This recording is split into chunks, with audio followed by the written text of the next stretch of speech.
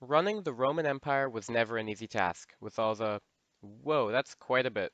Inflation, social issues, military crises, barbarians. Well, we've got a bit to get through today. Hi everybody, my name is Anthony. Today I'll be discussing and giving a brief overview of the various reforms performed by Emperor Diocletian in the late 3rd and early 4th centuries. Emperor Diocletian had his hands full, to say the least. The empire was running into many problems. Borders needed to be secured, the economy needed to be fixed, and the military needed to be reorganized. Where to begin? Where to begin? Well, first of all, let's divide these reforms into four categories, shall we? Political reforms are our first, then military, economic, and social reforms. Alright, political reforms.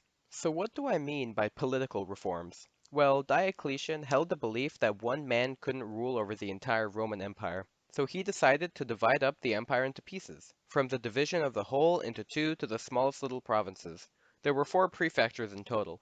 There were the prefectures of Gaul, Italy, Illyricum, and the prefecture of the East. These prefectures were then divided into 12 dioceses, each headed by an official known as a vicar. These dioceses were then divided even further into around 100 provinces. The provinces had a civil and military governor. Diocletian also decided that he would establish the Tetrarchy. The Tetrarchy was a system of rule by four. Each half of the empire was ruled by an Augustus and they were assisted by a Caesar. The Caesar would eventually succeed the Augustus and appoint a new Caesar. This was meant to fix the issue of succession in the empire. Next up, we've got some military reforms to look at. Frontier defense was a big priority in the empire. Diocletian decided to swap up the way things were done and instituted a reform that made troops along the border essentially have the job of delaying the enemy until an actual defense force could come in to beat up the invaders. He also increased the army's size. Here's the catch. Some of these units had barbarians in them. Now you might be thinking why I'm making such a big deal about this. Well, you see, these barbarians in the army basically ended the Romanization that the legions had been doing, meaning that the spread of the Roman ideal essentially stopped. Up next are some of Diocletian's social and economic reforms. The Roman economy was in an awful state. With inflation and simply less funds in general seriously harming the Roman economy, the emperor needed to make some changes before it was too late. Oh yeah, also, during his reign, there was a population crisis. Now, with a stagnant population, there are some big problems that might arise, but one that was very impactful was that there were less people to tax. As you probably know, money gets things done, and without money, or in this case people with money, things don't get done. In the year 301, Diocletian decided to put in maximum prices and wages. This was meant to combat inflation, which had been caused by debasing the currency. It was very difficult to enforce it, even if the penalty was death. In fact, it was such a failure that Lecantinus, a contemporary of Diocletian, said that despite all the death caused by the punishments, the prices got worse, up to the point that the law needed to be repealed.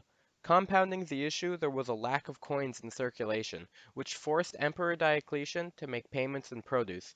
In order to fix these problems, the emperor and later his successor Constantine implemented various reforms. The city councilors became the tax collectors. Called the curiales, their job was to collect taxes. But there was a catch, a very significant one. If you couldn't get the taxes from the people, you'd have to pay up the rest.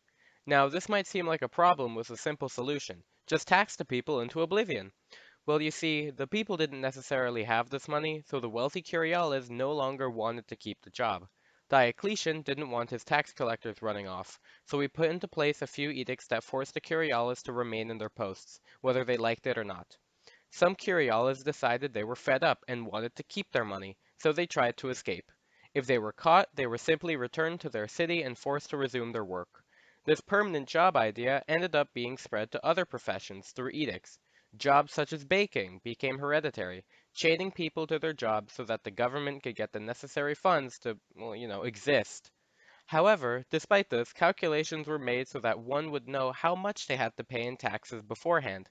This was measured in the caput, which was essentially one man, his family, land, and production. This helped Romans know what they needed to pay so that they could avoid surprises when it came to their taxes. At a time of strife, Emperor Diocletian did what he could to keep the empire alive, issuing edicts and reforms to fix the problems that risked shattering the empire. His reforms would be expanded upon by Constantine, the next emperor, bringing about some stability to an unstable empire. Thanks so much for watching the video, and if you have any good vibes, criticism, or fact checks, please leave them in the comments. Obviously, this video is not an encyclopedia page, so if you've become interested in this topic due to my expert narration, then I highly recommend you go check out other resources as well. If you enjoyed the video, then please subscribe to my channel. And out.